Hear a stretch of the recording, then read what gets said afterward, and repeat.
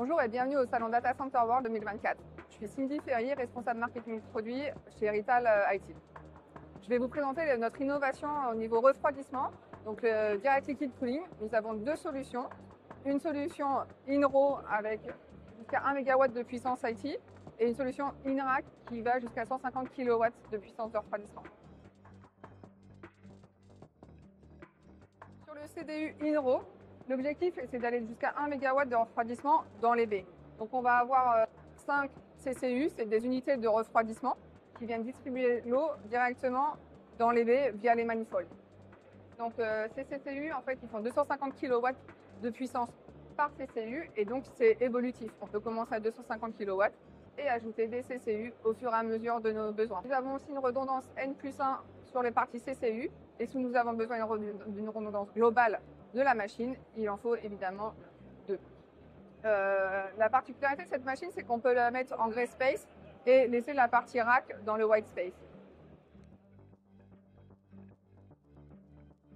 Donc en fait, pour gérer la partie refroidissement, nous avons un échangeur à plaques qui permet de refroidir le système et ensuite qui va être distribué dans les CCU. Et donc les CCU, il y a des unités de pompage qui vont à 375 litres par minute et ensuite qui vont être envoyés en fait dans la partie rack pour refroidir les serveurs. Donc nous avons aussi également dans l'unité un module de contrôle, donc avec des capteurs, etc., qui sont échangeables à chaud, donc avec une continuité de service, et une unité de distribution d'énergie également, avec le PowerShelf et la bus bar de 48 volts, parce qu'on est en 48 volts sur ce modèle-là.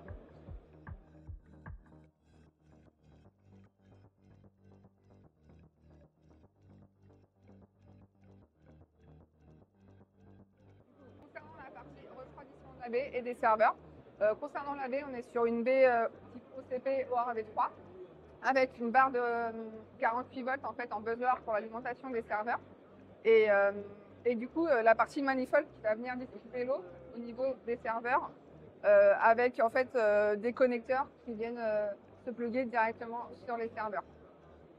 Ce que je peux vous dire en fait sur la partie B et OCP, on est sur une B 21 pouces en fait.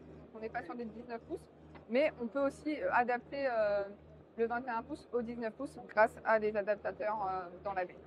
Ensuite, on a toujours le circuit primaire et secondaire pour permettre de renvoyer l'eau dans l'échangeur à plaques et refroidir pour avoir des serveurs toujours à la bonne température en fonction du besoin du serveur.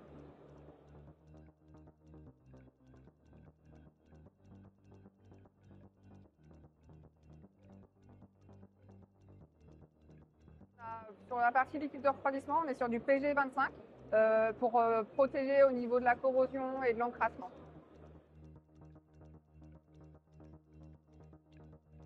Tout d'abord, je vous ai présenté les solutions liquide to liquide, avec le DLC, Direct Liquid Cooling.